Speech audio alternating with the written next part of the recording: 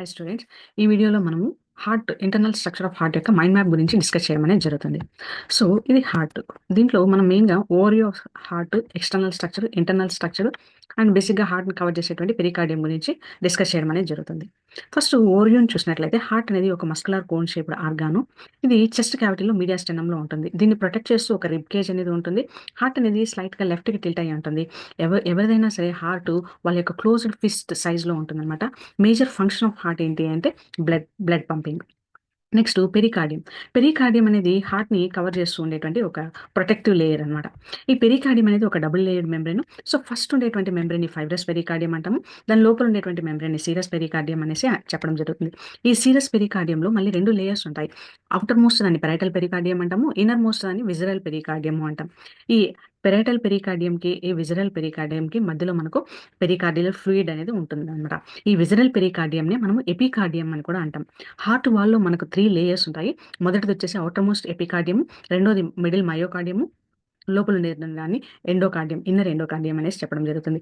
ఇక్కడ ఈ పెరికార్డియంలో ఉండేటువంటి ఈ విసరల్ పెరికార్డియంని హార్ట్ వాల్‌లో ఉండేటువంటి ఎపికార్డియం అంటాం. అంటే 2 కూడా ఆల్మోస్ట్ ఒకదానితో ఒకటి మెర్జ్ అయిపోయి ఉంటాయన్నమాట. ఇది పెరికార్డియం గురించి. నెక్స్ట్ మనం ఎక్స్టర్నల్ స్ట్రక్చర్ ఆఫ్ హార్ట్‌ని చూసినట్లయితే, ఎక్స్టర్నల్ స్ట్రక్చర్ ఆఫ్ హార్ట్‌లో మనకు బేసిక్‌గా 4 చాంబర్స్ అనేవి ఉంటాయి. 2 upper chambers, 2 lower chambers. Upper చాంబర్స్‌ని ఏట్రియం అంటాము. లోయర్ చాంబర్స్‌ని వెంట్రికల్ అంటాం. సో, రైట్ సైడ్ ఉంటే రైట్ ఏట్రియం అంటాము. లెఫ్ట్ సైడ్ ఉంటే లెఫ్ట్ ఏట్రియం అంటాం. అదే విధంగా రైట్ వెంట్రికల్, లెఫ్ట్ వెంట్రికల్. ఏట్రియంని, వెంట్రికల్‌ని సెపరేట్ చేస్తూ మనకు మధ్యలో ఒక గ్రూవ్ ఉంటుంది. దాన్ని కొరోనరీ సల్కస్ అనేసి అంటామనమాట. Next internal structure of heart మనం చూసినట్లయితే, ఇంటర్నల్ స్ట్రక్చర్ ఆఫ్ హార్ట్‌లో మనకు బేసిక్‌గా ఏట్రియా, వెంట్రికల్ అప్పర్ 2 చాంబర్స్ ఉంటాయి. వెంట్రికల్స్ కింద 2 చాంబర్స్ ఉంటాయి. ఏట్రియాని అంటే లెఫ్ట్ ఏట్రియంని, రైట్ ఏట్రియంని సెపరేట్ చేస్తూ మనకు ఇంటర్ ఏట్రియల్ సెప్టా అనడం అనేది జరుగుతుంది. అదేవిధంగా 2 వెంట్రికల్స్‌ని సెపరేట్ చేస్తూ ఇంటర్ వెంట్రికల్ సెప్టా అనేది మనకు కనిపించడం జరుగుతుంది. నోడల్ టిష్యూ అనేది స్పెషలైజ్డ్ టిష్యూ అనమాట. ఇది హార్ట్ పల్స్ చేయడానికి కావాల్సినటువంటి యాక్షన్ పొటెన్షియల్‌ని జనరేట్ చేస్తుంది. ఫస్ట్ ప్రైమరీ నోడల్ టిష్యూ వచ్చి ఎస్ఏఎన్ నోడ్. దీన్ని మనం సైనో ఏట్రియల్ నోడ్ అనేసి అంటామనమాట. నెక్స్ట్ వచ్చేసి ఏట్రియో వెంట్రికలర్ నోడ్, ఏవిఎన్ నోడ్ అనేసి అంటాం. ఎస్ఏఎన్ నోడ్ అనేది మనకు పేస్ మేకర్ అనమాట. ఇదే యాక్షన్ పొటెన్షియల్‌ని జనరేట్ చేస్తుంది. నోడల్ టిష్యూ అనేది ఒక స్పెషలైజ్డ్ టిష్యూ అనమాట.